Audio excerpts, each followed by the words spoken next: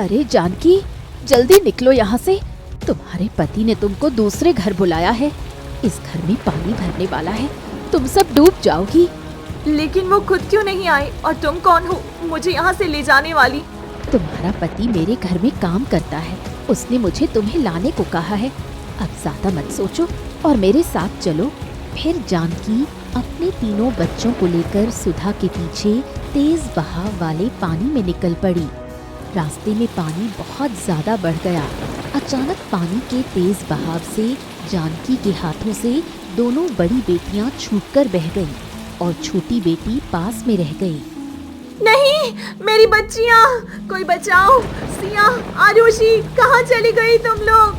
जानकी पानी में अपने बच्चों के लिए फूट फूट कर आवाज मारती है, लेकिन तेज बहाव की वजह से वो उसे नहीं मिल पाती। वहीं पेड़ के पीछे छुपकर सुधा मुस्कुरा रही होती है। अब जाकर मुझे सुकून मिला है, बहुत दिन से इस मौके का इंतजार था। फिर सुधा जल्दी से जाकर बहती हुई बच्ची को उठा लेती है। अब तो मैं इसे वहाँ छोड़ूंगी जहाँ मुझे इसे छोड़ना होगा। सुधा उस बच्ची को लेकर एक गुफा के सामने पहुंची जहाँ भेड़िया रहती है। वो बच्ची को वहीं जमीन पर छोड़ देती है। अब इस बच्चे को ये भेड़िया खा जाएगी तो सारा जंजाल ही खत्म। सुधा मुस्कुराते हुए वहाँ से चली जाती है। तभी भेड़िया वहाँ आती है और सिया को देखती है। बच्ची मासूम दिखती है, इसलिए भेड़िए ने उसे खाने के बजाय उसे अपने बच्चे की तरह पालना शुरू कर दिया। वहीं दूसरी बेटी सिया पानी में बहती हुई जा रही होती है कि तभी इतने में गिरधर नाम का व्यक्ति उसे उठा लेता है। अरे ये तो एक मासूम बच्चा है, लगता है तेज पानी के बहाव में बहती हुई यहाँ आ गई है। चलो अब मैं इसे बेच दूंगा तो मुझे इसके बदले अच्छा दाम मिलेगा, पर मुझे इसकी अभी परवरिश करनी होगी। और जो मेरे बच्चे, आजा आजा।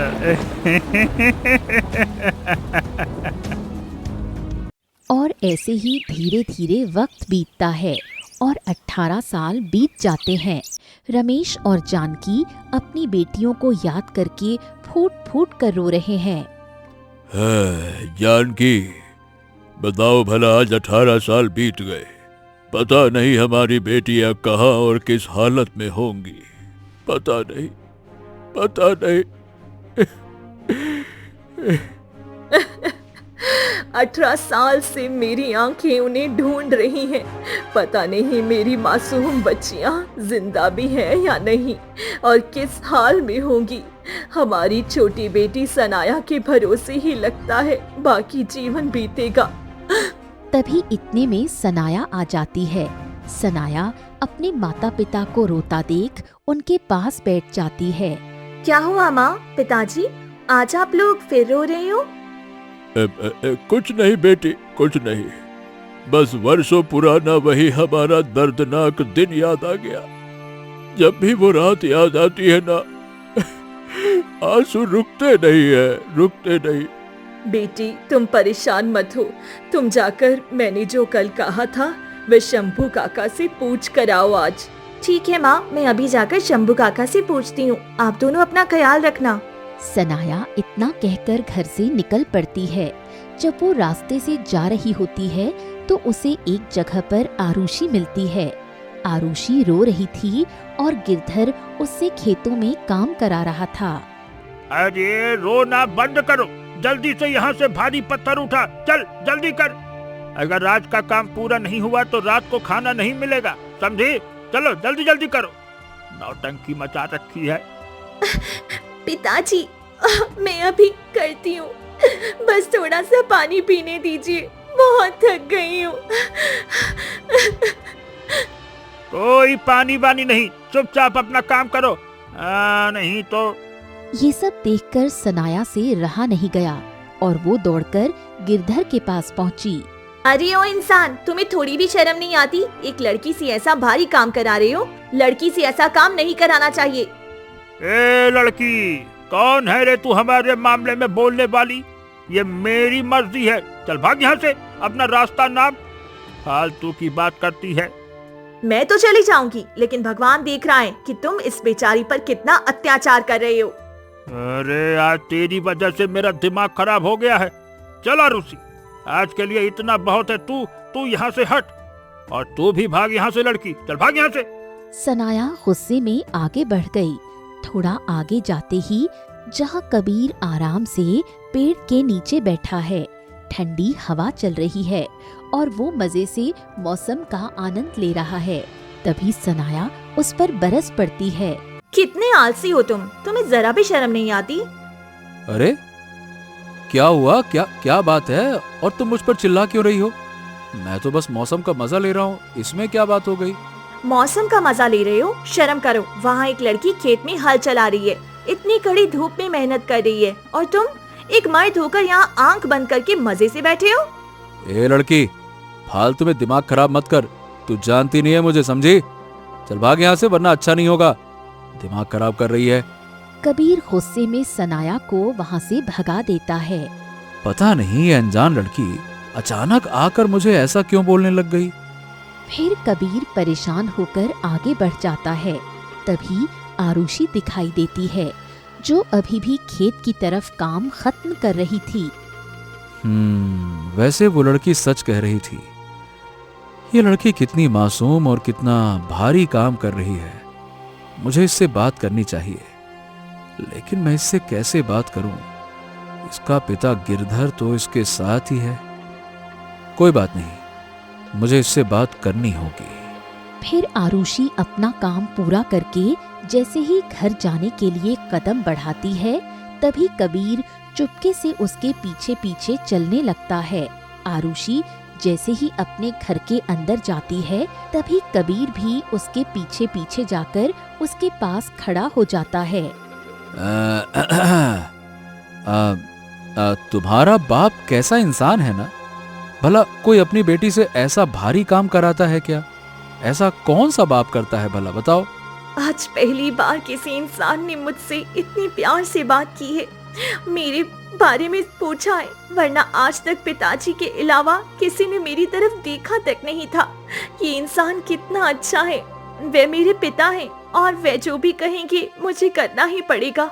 अब तुम यहाँ से चले जाओ। अगर मेरे पिता ने तुम्हें यहाँ देख लिया तो वे बहुत गुस्सा करेंगे। आरुषि इतना कहकर रोते हुए अंदर कमरे में चली जाती है और कबीर भी वहाँ से चुपचाप निकल जाता है। ऐसे ही 1-2 दिन बीत जाते हैं। कबीर रोज चुपके से आकर आरुषि से बातें करता है। 2 दिन बाद अचानक गिरधर घर पर आता है। आरुषि, आरुषि, अरे चल, अब वो वक्त आ गया है जिसके लिए मैंने इतनी मेहनत की थी। आरुषि, हम कहाँ जा रहे हैं पिताजी? वहीं जहाँ तेरा असली ठिकाना है। अरे मैं तुझे बाजार में बेचने जा रहा हूँ। वहाँ के अमीर लोग तुझे अच्छे दामों में खरीदेंगे। नहीं पिताजी, ऐसा मत करिए। मैं आपको छोड़कर कहीं नहीं जाऊंगी और मैं और ज्यादा काम करूंगी, पर मुझे मत बेचिए। अरे ऐसे कैसे नहीं जाएगी? तुझे तो चलना ही पड़ेगा। चल मेरे साथ, चल। अरे चल, तू चल चल, नहीं तो। गिरधर गुस्से में आरुषि का हाथ पकड़कर उसे बाहर ले जाने लगता है। आरुषि रोती चिल्लाती है, पर गिरधर नहीं सुनता। कबीर, तुम कहाँ हो? मुझे बचा लो। पूरे गांव में सिर्फ तुम ही थे जिसने पहली बार मुझसे हमदर्दी दिखाई थी, मुझे अपना समझा था। तुम मुझसे मिलने क्यों नहीं आए कबीर? गिरधर आरुषि को लेकर गांव से चला जाता है। 2 दिन बाद कबीर हमेशा की तरह चुपके से आरुषि से मिलने आता है और खिड़की के पास जाकर आरुषि को ढूंढता है। आरुषि, आरुषि, कहाँ हो तुम? देखो मैं आ गया। आरुषि। कबीर को खिड़की के पास आरुषि नहीं मिलती। पूरा कमरा खाली देखकर कबीर परेशान हो गया। अरे ये कहाँ चली गई? यहाँ तो कोई भी नहीं है। पूरा घर ही खाली पड़ा है। कहीं वो किसी मुसीबत में तो नहीं है? कबीर परेशान होकर बाहर गली में उसे ढूंढ ही रहा था कि तभी वहां अचानक सनाया आ गई। कबीर सीधे दौड़कर उसके पास जाता है। ए सुनो, तुम उस दिन वाली लड़की हो ना? ये बताओ, तुम्हें पता है वो खिड़की वाली लड़की आरुषि कहाँ गई? वो कहीं मिल नहीं रही, कहीं दिख नहीं रही। मुझे क्या पता कहाँ गई और कौन थी वह? मैं क्या उसकी चौकीदार हूँ? अरे बड़ी अजीब लड़की हो तुम। ये बताओ, अगर तुम्हें कुछ पता ही नहीं था तो उस दिन मुझे मर्द होने का इतना बड़ा भाषण क्यों सुनाया था, हैं?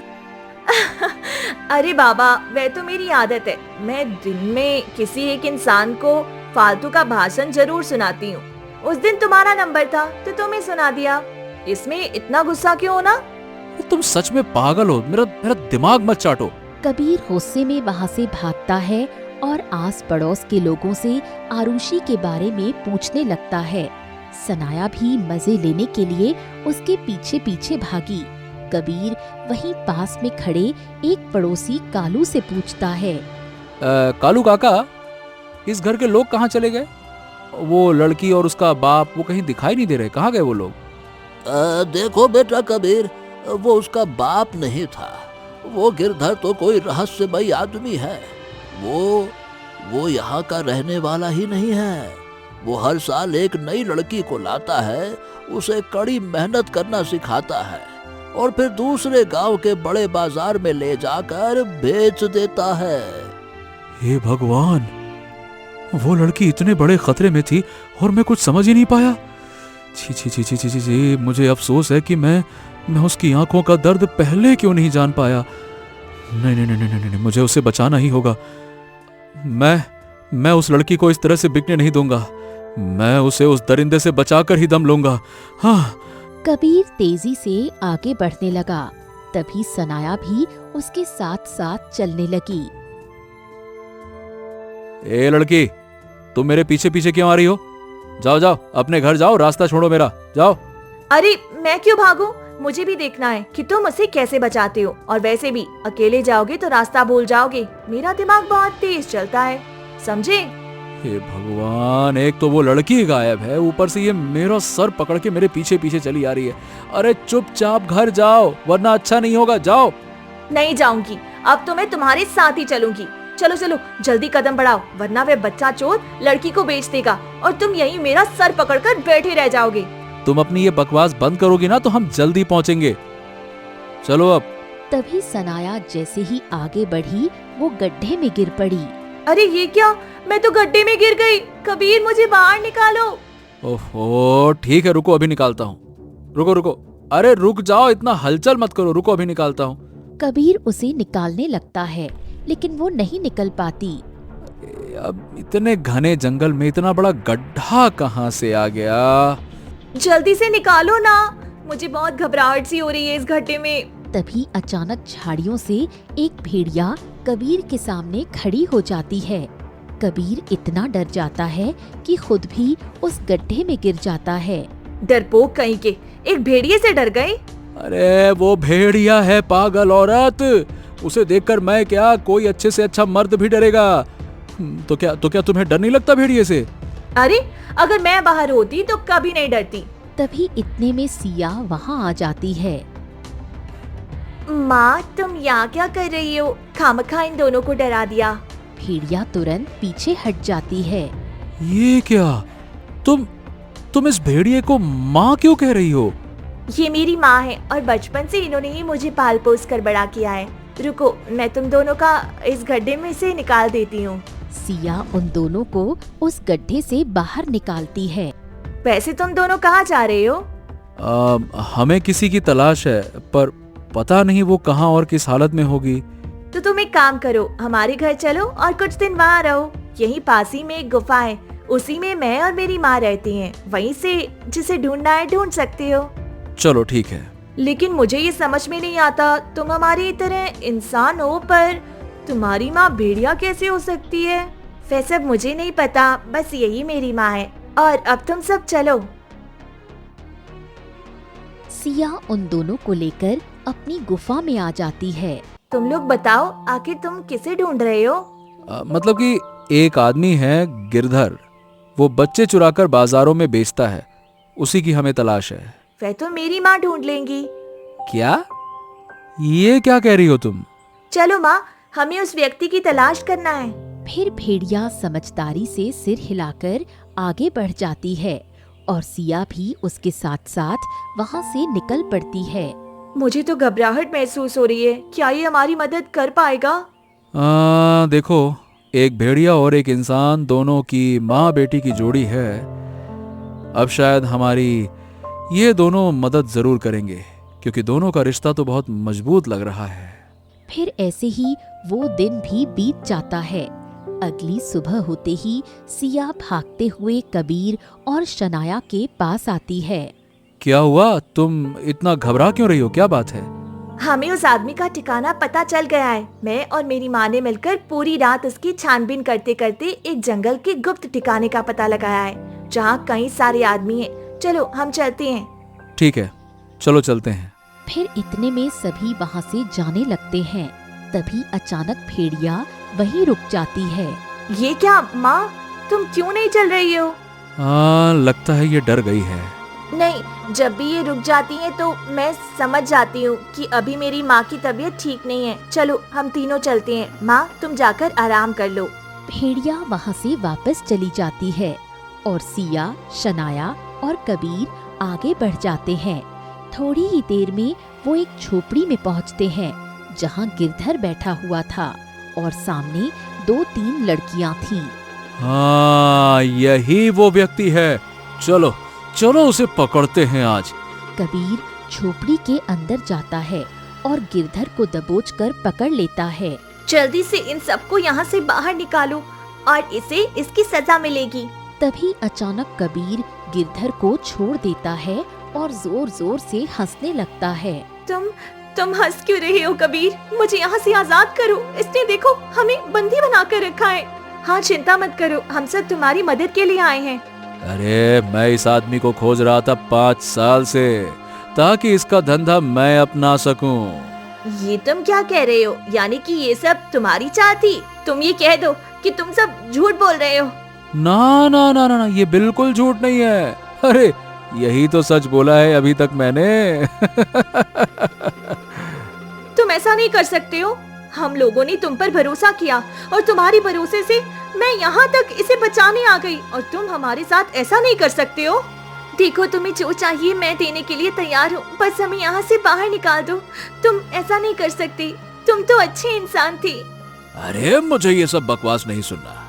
अब तुम तीनों में से कोई भी इस झोपड़ी से बाहर नहीं जाएगा, और वो भेड़िया यहाँ का रास्ता भी नहीं जानती है, तो वो यहाँ कभी आ ही नहीं पाएगी।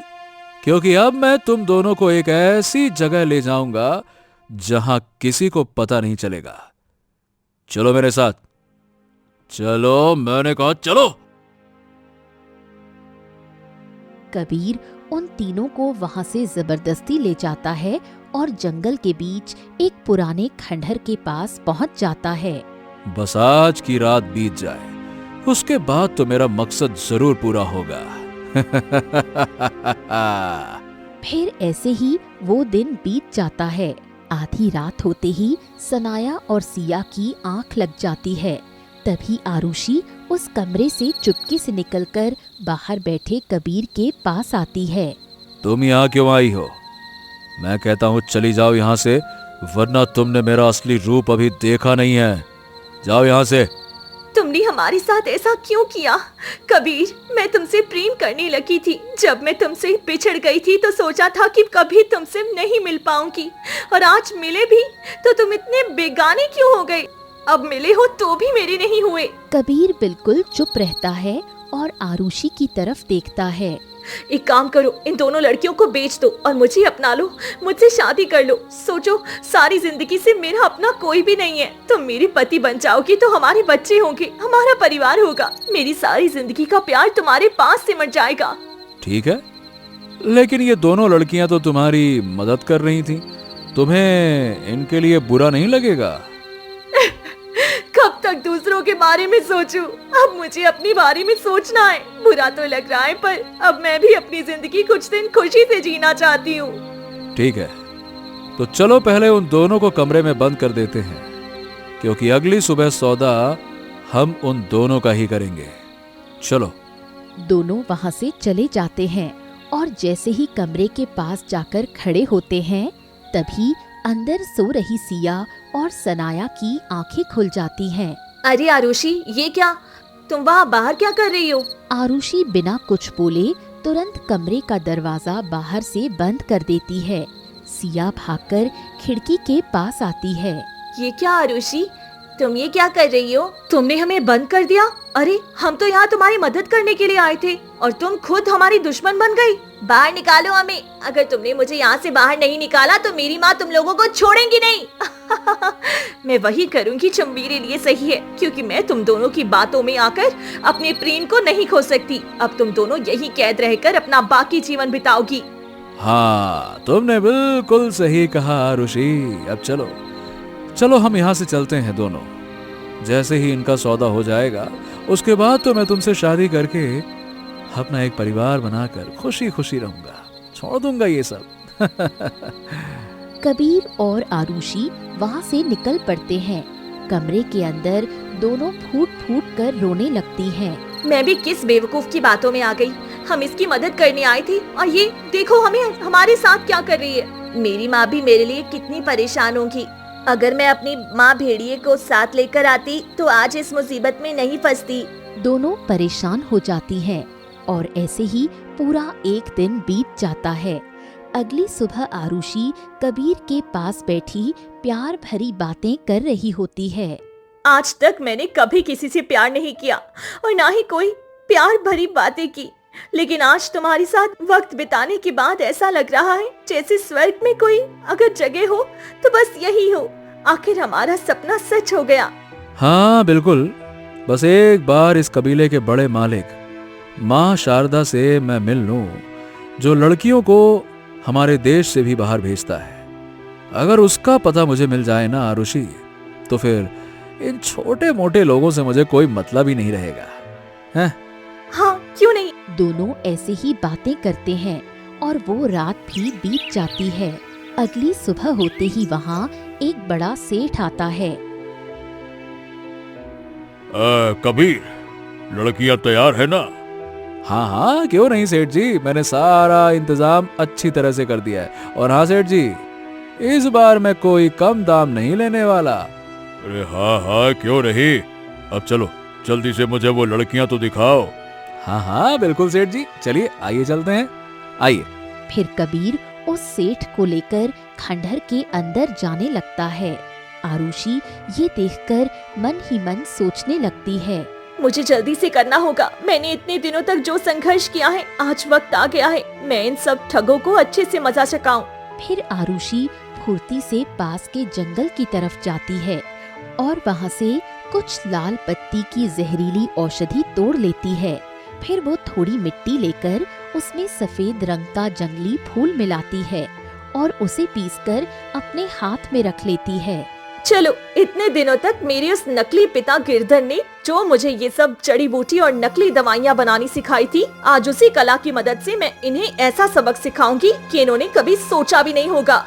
फिर आरुषि वो सब पाउडर इकट्ठा करके चुपके से उस सेठ के पीछे जाती है और अचानक उसकी आंखों में झोंक देती है। सेठ की आंखें बंद हो जाती हैं और वो चिल्लाने लगता है, अरे अरे अरे ये क्या? अरे अरे अरे अरे अरे अरे अरे, मुझे कुछ दिखाई नहीं दे रहा। ये किसने किया मेरी आंखों में? अरे अरे अरे अरे अरे अरे अरे, ये क्या हो गया सेठ जी? आपको कुछ दिखाई नहीं दे रहा? आरुषि, ये क्या किया तुमने? सेठ जी की आंखों में क्या डाल दिया है ये?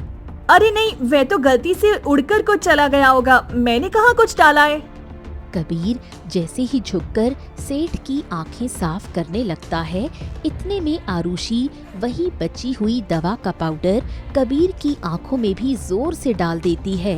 नहीं नहीं नहीं नहीं नहीं नहीं नहीं नहीं नहीं नहीं, ये तुमने ठीक नहीं किया आरुषि। मैं तुम्हें छोड़ूंगा नहीं। मेरी आंखें, अरे रे, मेरी आंखों में जलन हो रही है। पानी दो मुझे, पानी दो। आ आ आ आ आ कबीर और सेठ दोनों अपनी आंखें पकड़कर वहीं जमीन पर गिर पड़ते हैं और दर्द से तड़पने लगते हैं। आरुषि तुरंत भाग कर जाती है और कमरे का दरवाजा खोल देती है। अंदर से सिया और सनाया बाहर निकलती हैं। ये क्या आरुषि, तुमने तो हमें यहाँ बंद कर दिया था, फिर अब बाहर क्यों निकाला? देखो, अगर उस वक्त मैंने उस कबीर से प्रेम का नाटक ना किया होता तो शायद मैं तुम दोनों को कभी यहाँ से जिंदा बाहर नहीं निकाल पाती। और अब बातें करना बंद करो, चलो जल्दी से यहाँ से भागते हैं। फिर आरुषि, सिया और सनाया तीनों उस खंडहर से भागकर बाहर आ जाती हैं। वो जैसे तैसे भागते हुए गांव के रास्ते पर पहुंचती हैं कि तभी इतने में रास्ते में सुधा उन्हें देख लेती है। तीनों बहनों को एक साथ देखते ही सुधा डर से कांपने लगी। अरे, ये तीनों बहनें एक साथ कैसे हो सकती है? नहीं, ऐसा नहीं हो सकता। बरसों पहले मैंने इन तीनों को अलग किया था और आज वही चेहरा, वही चाल, बिल्कुल माँ जैसी लग रही है। एक को तो भेड़िया पालने लगी, जिस वजह से मैं कुछ नहीं कर पाई, और एक इस गिरधर व्यापारी के हाथ में थी। सोचा था आज नहीं तो कल इसे बेच ही देगा, लेकिन ये दोनों घूम फिरकर इसी सनाया के पास कैसे आ गई? मुझे इन सबको फिर से अलग करना ही होगा। सुधा गुस्से में पागल होकर उन तीनों के सामने आ गई। नहीं, ऐसा नहीं हो सकता। मेरा बरसों पुराना बदला इस तरह अधूरा नहीं रह सकता। मुझे तुम तीनों बहनों को फिर से अलग करना ही होगा। ये क्या कह रही हो तुम? हम तीनों बहनें हैं? हाँ, तुम तीनों सगी बहनें हो, और बरसों पहले मेरा जो बदला अधूरा रह गया था वो आज भी। अरे, ये क्या? मैंने गुस्से में ये क्या बोल दिया? नहीं, ये मुझे नहीं बोलना था। सुधा डरकर वहाँ से भागते हुए चली जाती है। ये क्या? हमारे माँ पिताजी कौन है? इसका मतलब मेरे माँ पिता ही आप दोनों की असली माँ बाप हैं।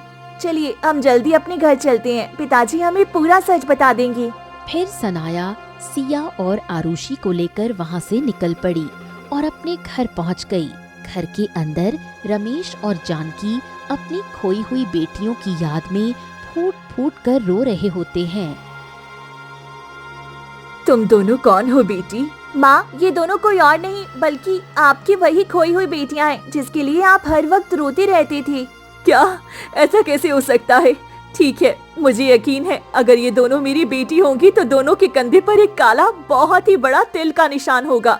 माँ, मेरे कंधे में भी एक निशान है, वह निशान तो मेरे कंधे में भी है। जानकी दोनों के कंधे पर निशान देखती है और उन्हें गले लगाकर फूट फूट कर रोने लगती है। अरे, ये तो मेरी ही बेटियां हैं, यानी ये सच है। इतने दिनों तक तुम दोनों कहाँ थी? मुझे बहुत तुम दोनों की फिक्र हो रही थी। माँ, मुझे इतने दिनों से एक भेड़िए ने पाला पोसा। मुझे एक बूढ़ी औरत ने कहा भी था कि मेरे माता पिता इसी गांव में हैं। मैंने कई बार ढूंढने की कोशिश भी की पर मुझे नहीं मिले, लेकिन आज अपने परिवार से मिलकर बहुत खुशी हो रही है। मुझे भी यकीन नहीं हो रहा कि आज सच में हमारी असली माता पिता हमें मिल गए। आज मैं बहुत खुश हूँ, बहुत खुश। इतने सालों का हमारा सूनापन दूर हो जाएगा, ये मैंने कभी नहीं सोचा था। अब तो लगता है जैसे भगवान ने हमारी झोली में जन्नत की सारी खुशियाँ डाल दी हों। फिर दोनों खुशी से झूम उठते हैं। फिर उस दिन से सभी खुशी खुशी अपना जीवन जीने लगे। वहीं सुधा को पूरे गांव वालों के सामने लाकर हमेशा के लिए गांव से बाहर निकलवा दिया जाता है।